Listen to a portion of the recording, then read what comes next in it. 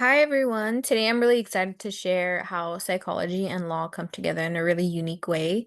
My presentation is called Using Puppets and Psychological Tools in Trauma-Informed Learning, and my name is Vanessa Munoz. And yes, we will be talking about a method where lawyers use to help clients who have gone through trauma to make them feel safe and heard. And yes, we'll be talking about puppets, how they help kids, and others when they share their stories when things just can be a little too hard.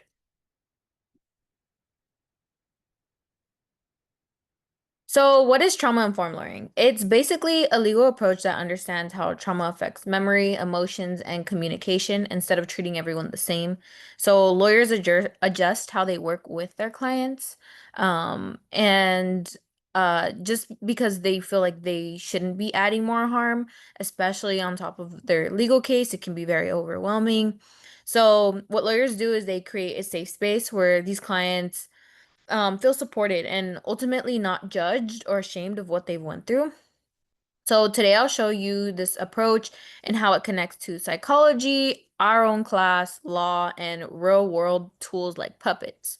Um, so primarily I'll be discussing what is trauma and what are the effects of trauma. I'll be going over a little of chapter 7 that we've read in a class, and I'll also be going over puppet tools and research. These are a lot of studies that have been proven um, to show that trauma-informed learning is an important approach when being in law. And then I'm going to talk about how usually there's vicarious trauma for attorneys. Usually these attorneys um, take on this trauma. And then I want to encourage future legal scholars or whatever field that you may be potentially interested in. I really hope that this sparks you and inspires you and um, ultimately just using trauma-informed lawyering. So, yeah. What is trauma? So, before we go a little bit deeper into trauma, let's define it. Trauma is what happens when someone goes through something deeply distressing or in a scary event, like abuse, violence, losing a home, whatever it may be. And trauma does affect the brain. It affects your memories, your emotions, and your trust, and it can make it really hard for people to talk about their experiences, especially with strangers like lawyers. So this is a little term that I came up with. It's called the brain's big three. Um, so this is the neuroscience of trauma. First is the amygdala. That's the brain's fear center. So when someone has been through trauma, their amygdala becomes overreactive and it's like an alarm that won't turn off. This means that people can constantly feel like they're in danger, even in safe situations. And that's why trauma survivors, even in safe situations, might shut down when they're asked hard questions in court or in interviews. And second, I'd like to talk about hippocampus. This is the brain's memory keeper. This part helps us store and organize memories. So people with PTSD show that hippocampus can actually shrink in size. This makes it harder for people to remember things very clearly. They may not remember things because their brain feels scrambled. And this is why some clients might say, I don't remember. And it's not that they're lying, but it's actually that their brain is protecting them. Third, I want to talk about the prefrontal cortex. This is what is called AKA the thinker. This part helps us make decisions, it makes us think clearly, and it makes us regulate our emotions. So, trauma can shut this part down, especially when someone feels stressed. So, a client may freeze up, they may become a little too emotional, they may become confused, and not because they're uncooperative, but because their brain is really overwhelmed.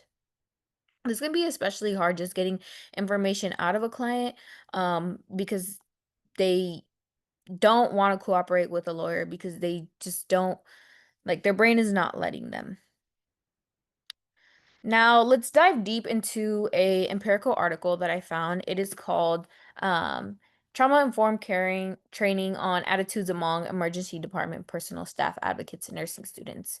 I wanted to bring this one up because the purpose of this study was to assess how trauma-informed care, or TIC, as I can call it, impacts the attitudes of emergency room staff, advocates, and nursing students.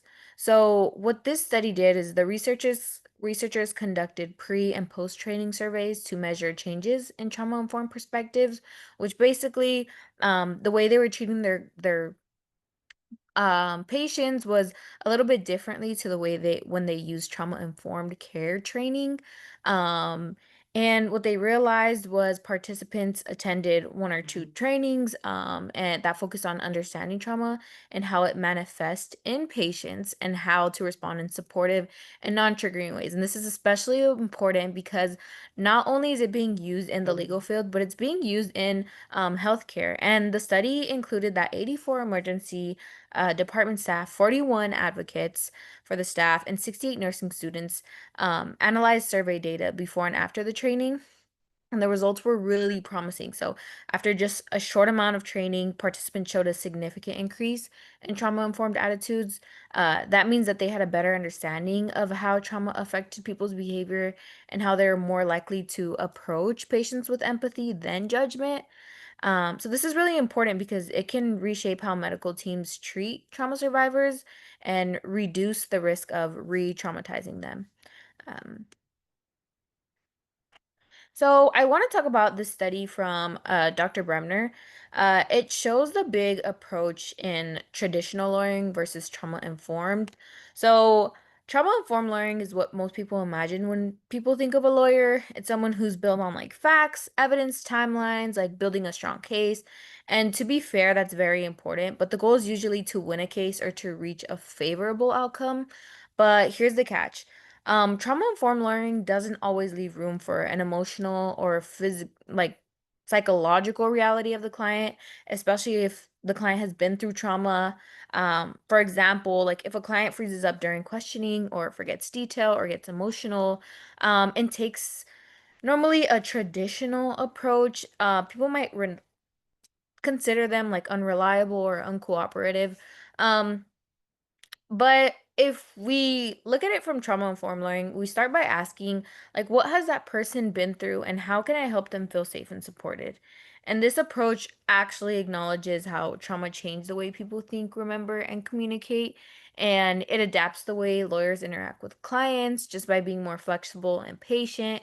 So instead of building evidence, trauma-informed lawyerings are building trust, which is a huge distinction between the two. They're helping their clients tell a story that feels safe and not scary. So it shifts from just getting answers to creating space for those answers that actually end up being a success in the courtroom. So I want to talk about the connection that we've learned from class, chapter 7 of forensic and legal psychology.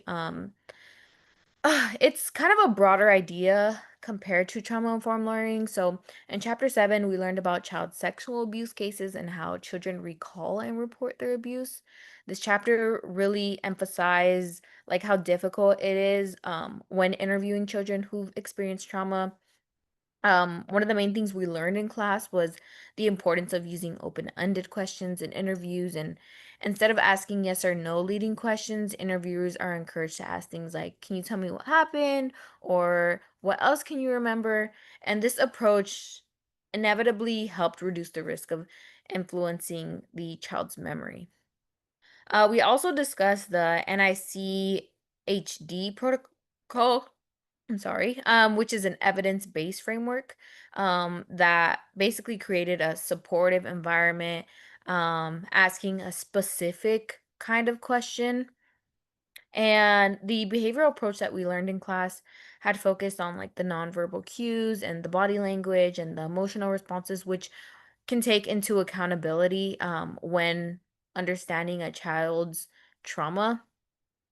And as much as I think chapter 7 was essential in all of our learning, I think that I had my own opinion in response to this.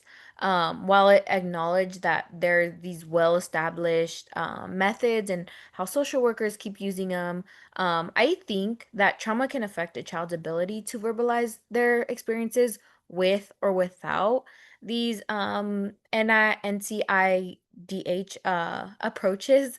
um, so that's why I wanted to talk about trauma-informed learning becomes kind of crucial because it goes beyond the mechanics of questioning, but it integrates like a deeper understanding of how trauma impacts a brain and communication. And one of the ways that trauma informed learning achieved that was bringing in creative tools. So, um, these tools provide children with like alternative means to express themselves through like play, storytelling, or symbolic kind of figures, when the verbal communication can be inevitably just really difficult to go through. So, this approach with creative tools had recognized that trauma does affect the memory and the language.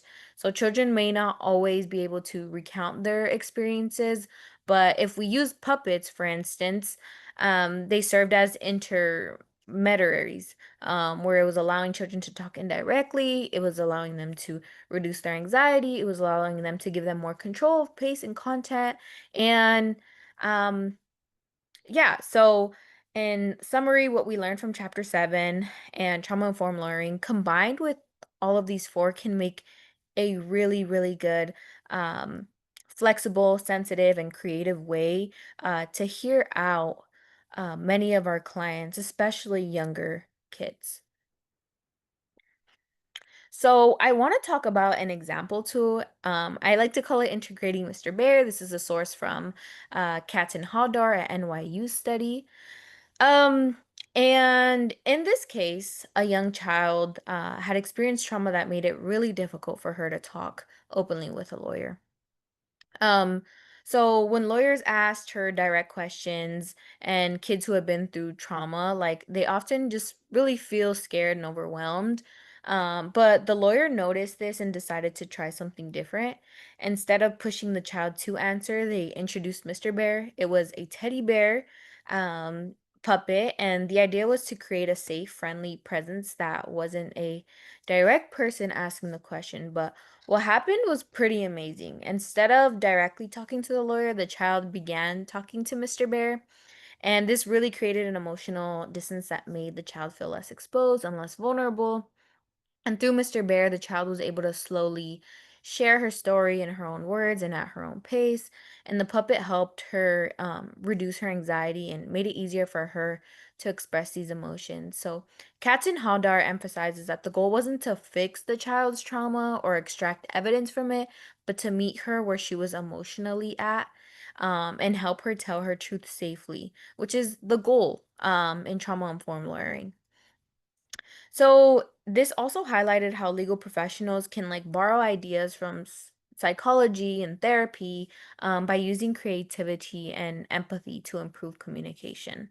So all in all, Mr. Bear helped the young girl feel heard, safe, and respected, and that is exactly what our intention is with trauma informed learning. I want to talk about another study. Now, this one is a little different, but kind of similar along the lines, called Tony the Turtle. It was trauma-focused therapy with children. So this 2021 study, um, was conducted with children living in domestic violence shelters. These kids had experienced really bad trauma, such as abuse or family violence, which is really important in family law, um, which made it hard for them to talk about their feelings and experiences directly.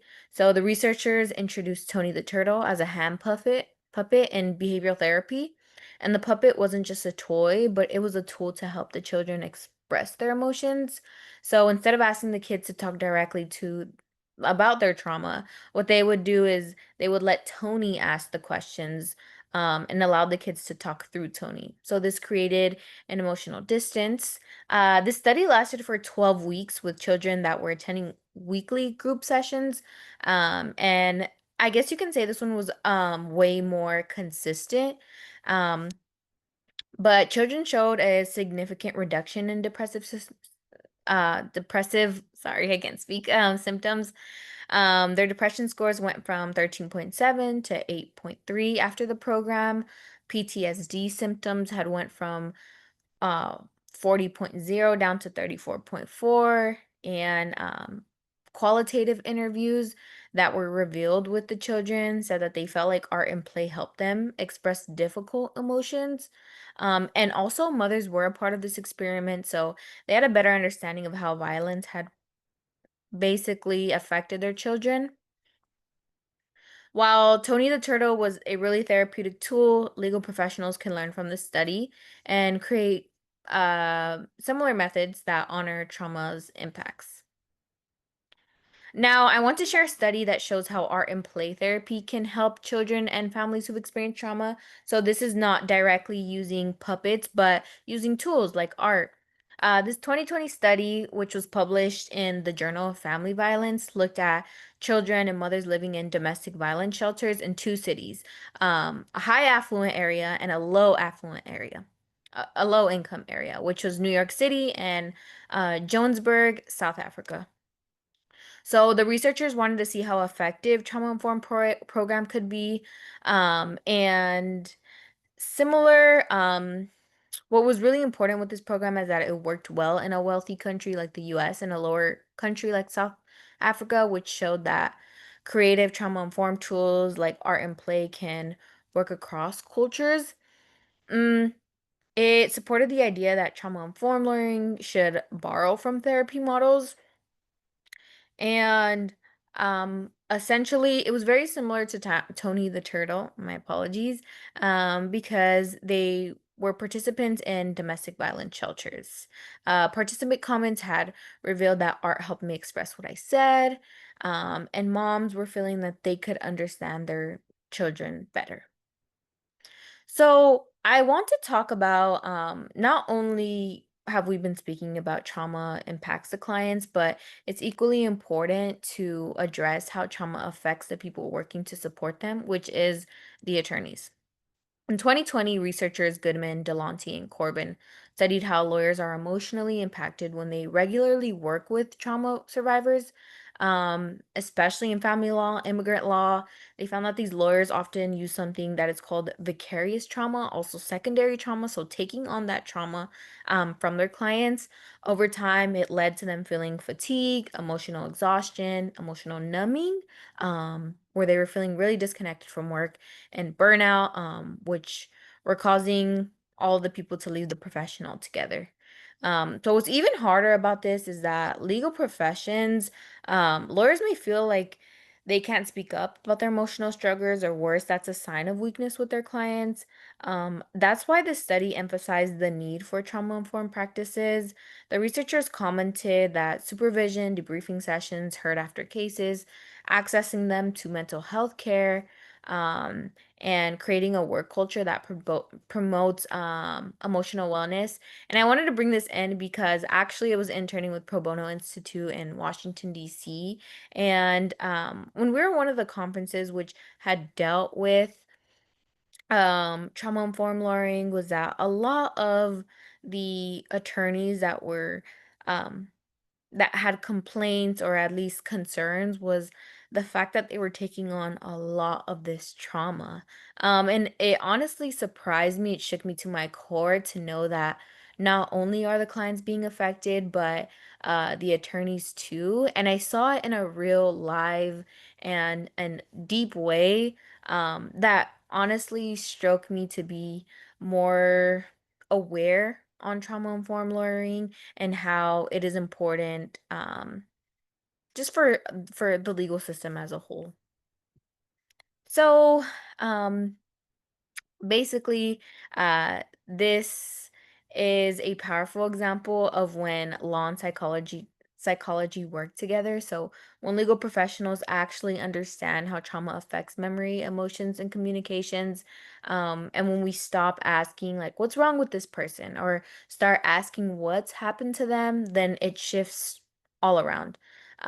Second, I know puppets and crayons might not work like a serious legal tool, but they actually do work. And my studies here have proven that they reduce anxiety, their clients feel safer, which is the ultimate goal here.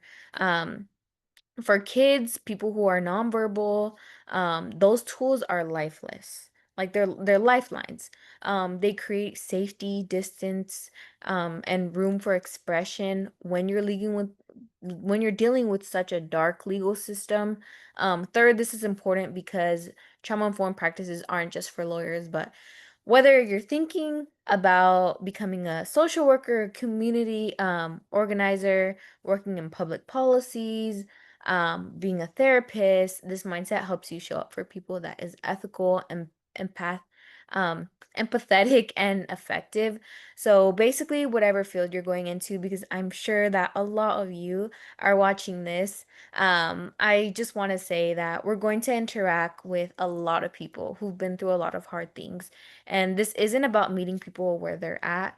Um, uh, Not where they expect where we expect them to be, but just hearing them out and trying to approach it and being the best at our jobs and future careers that we go into. So thank you so much for listening. I know trauma can be a heavy topic, but I hope today you saw how small changes, like asking better questions and creating more tools, can make a huge difference. So whether you're in law, psych, or still figuring it out, you have the power to make systems feel more human. And that's something that we need more of.